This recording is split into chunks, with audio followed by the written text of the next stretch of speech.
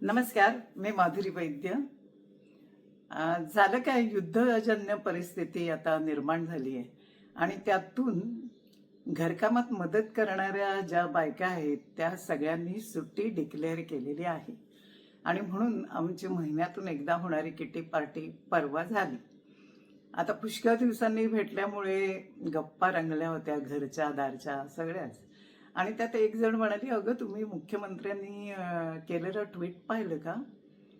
त्यामध्ये ना मंत्री, त्याचप्रमाणे जिल्हाधिकारी आणि पोलीस निरीक्षक यांनी जी कामं होती ती कशा प्रकारे 100 दिवसामध्ये पूर्ण केली त्याची गुणवत्ता यादी तयार केली. आणि त्यामध्ये आदिती तटकरे, ज्या महिला आणि बालविकास खाते सांभाळतात, त्यांचा चक्क पहिला नंबर आलेला आहे. बघितलं ना, जे काम स्त्रियांना दिलेलं आहे ते त्या अत्यंत प्रामाणिकपणे आणि चोखपणे बजावतात. बरोबर आहे ना? अरे, आपली सगळ्यांची कॉलर टाईट झाली पाहिजे. त्यांनी काय केलं माहिती आहे का? लाडकी बहीण योजना जी आहे ती अत्यंत यशस्वीपणे त्यांनी राबवली आणि त्यासाठीच त्यांचा हा पहिला नंबर आलेला आहे. हे ऐकल्यावर एक जण अशी भडकली ना, ती म्हणाली, तू त्यांच्या कामाचं काही सांगू नकोस. त्याच लाडक्या बहिणी आपल्याकडे काम करतात ना, आणि आता ऐन मे महिन्यामध्ये जेव्हा मुलांना सुट्टी असते, घरी पाहुणे येत असतात, वाढवण्याची कामं असतात, तेव्हा या नेमक्या रजा घेऊन गावाला चालले. आता त्यावर मी काहीतरी बोलणार होते, त्यावर ती म्हणाली, तू काही बोलूच नकोस, कारण तुला कायम जगाचा पुळका आलेला असतो.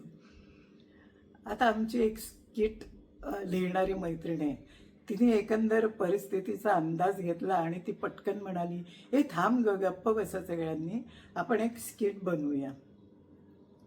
मी तुम्हाला सांगते काय करायचं ते. आता कल्पना करा, स्टेजवर 4 खुर्च्या मांडलेल्या आहेत, बरोबर? एका खुर्चीवर ज्या ज्या लाडक्या बहिणींची चर्चा चालली आहे ना, त्यांच्या प्रतिनिधी असणार आहेत. ते काम कोणीतरी आपल्यातलं करेलच. आणि त्याचप्रमाणे एक राष्ट्रीय, म्हणजे जो आत्ता आपल्या महाराष्ट्रात जो सरकार आहे त्यांचा प्रवक्ता एक असेल, तो दुसऱ्या खुर्चीवर असेल, बरोबर? आणि तिसऱ्या खुर्चीवर विरोधी पक्षाचे एक नेते, जे अखंडपणे रोज माईकवर बडबड करत असतात, ते असतील. आणि चौथ्या खुर्चीवर असेल लाडक्या बहिणी सोडून ज्या दोडक्या आहेत त्यांची प्रतिनिधी. चला तर सुरू करूया. पहिल्यांदी लाडकी बहीण आहे, तिची प्रतिनिधी आहे, ती विरोधी पक्षाच्या नेत्यांना सांगेल. ती काय म्हणेल माहिती आहे का? ती म्हणेल, तुम्ही पण सरकारमध्ये होतात, पण तुम्ही आमच्यासाठी कधीच काहीच केलं नाही.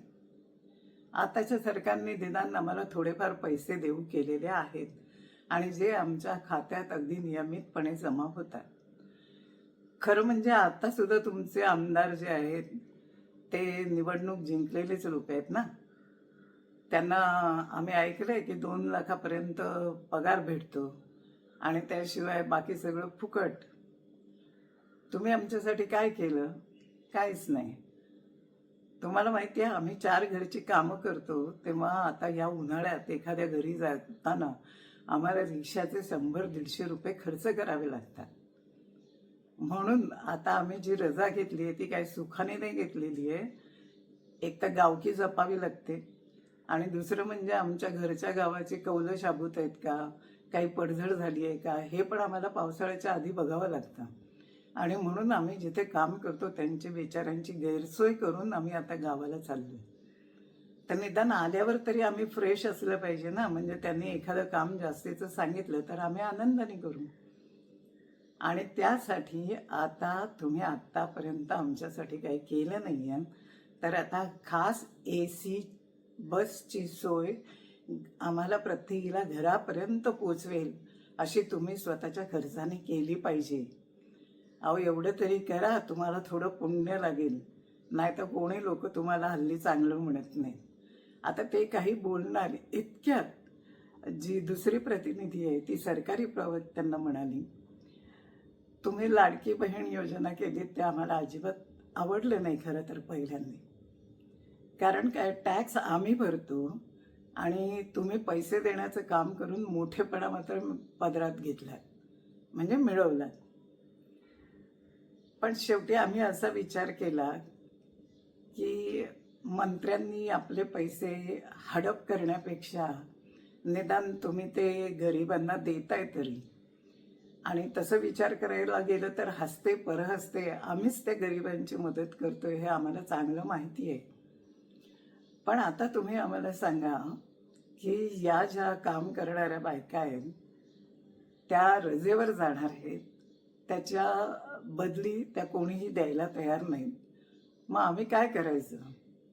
आणि आणखीन एक महत्त्वाची गोष्ट आहे आणि ती म्हणजे आता युद्ध कधीही सुरू होईल आणि मग जर समजा युद्ध सुरू झालं तर सरकारी जो आपला खजिना आहे त्याच्यावर भार पडेल आणि म्हणजे तो रिता होईल नाही का थोडाफार.